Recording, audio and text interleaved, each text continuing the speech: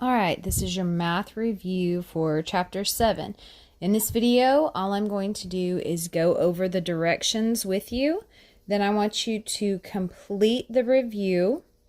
I will have the answer key uploaded on Sycamore. You can compare your math review to the answer key.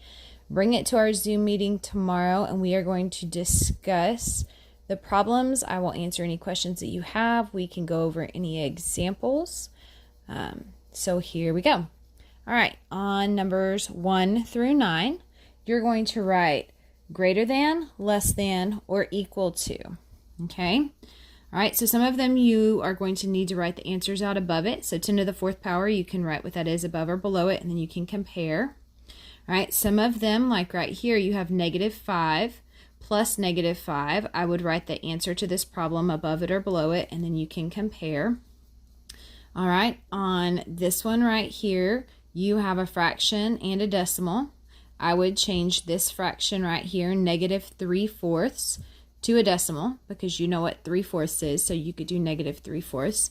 Be careful, this 5 is just the number 5, that's your problem. All right, right here we have -10 to the 3rd power.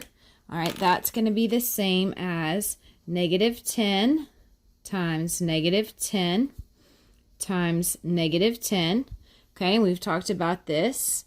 When you multiply negatives, you get a positive. So -10 times -10 is going to make a positive.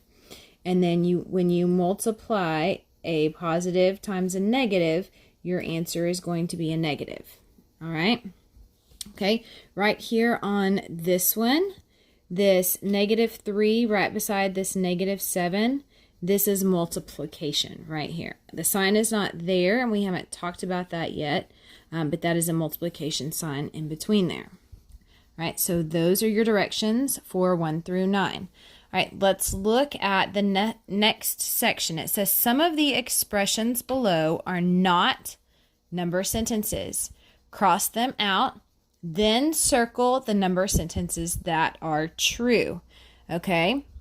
Remember, in order for it to be a number sentence, it has to have a greater than, less than, or equal to sign. Okay, so the first thing you're going to do is, if it's not a number sentence, you're going to cross it out. So I want you to go through each one of these problems. If it's not a number sentence, cross it out. Remember, a number sentence, you must have, so let's go ahead and look like this. You must have a greater than, less than, or equal to sign. Okay? After you go through all 8 of those problems, then I want you to circle the ones that are true. Okay? Some of them you might not do anything to, and that's okay. All right, let's look at A and B on the next section. Draw a line from each story to the number model it matches. Notice there's only 2 number stories here, and there's 4 number models. So you're not going to use all 4 of the number models. You're only going to use 2 of them. All right, so I want you to see if you can match this to the number model. All right, and then on your next section, on 1 through 6, okay, we're adding and subtracting with negatives. Be real careful, because these are the problems. I don't want you to get those confused with the actual answers. Okay, you can't use a calculator on this.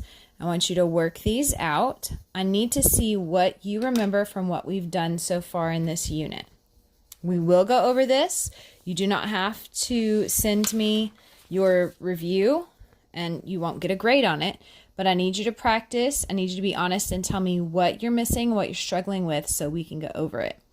All right, next page. Jake is playing a game with his little sister. He has 6 points in the hole. That means he has -6 points. Okay? On his next turn, Jake gets 14 points. What is his score now? So he has -6 plus 14. What's his score? All right, and then B, if Jake loses 14 points instead, what would his score be? Sorry about that. So if he has -6, and then he adds another -14 points, okay, what is his score going to be? All right, let's look at our next section. You've got your number, you've got your standard notation, and you've got your number and word notation. So here's your number.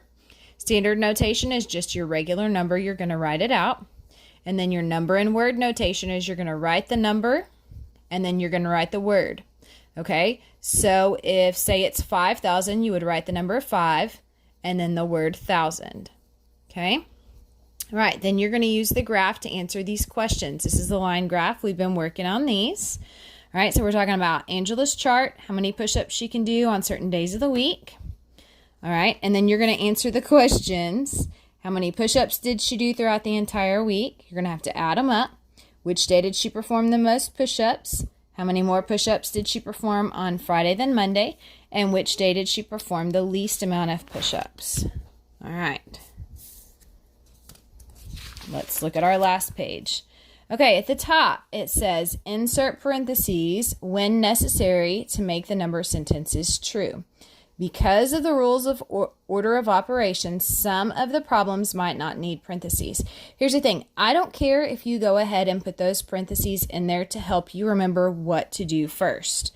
Okay? To help, let me please excuse my dear Aunt Sally. Okay? So, parentheses, exponents, multiplication, division, addition, and subtraction. Remember, your multiplication and division are equal, and your addition and subtraction are equal. You're just going to work those left to right when you get them. So, you're going to need to get a piece of scratch paper, just like we've been practicing in our math boxes, and you're going to need to see where these go. All right, I want you to try them. Let's see what you can do, and we will go over this tomorrow, I promise. All right, now, the last thing you're going to do is to make a line graph. All right, if you need some help, you can go back and look in your math journal at the steps. Tomorrow I'll go over page numbers that you can use to help you study. Okay, I want you to see what you can remember.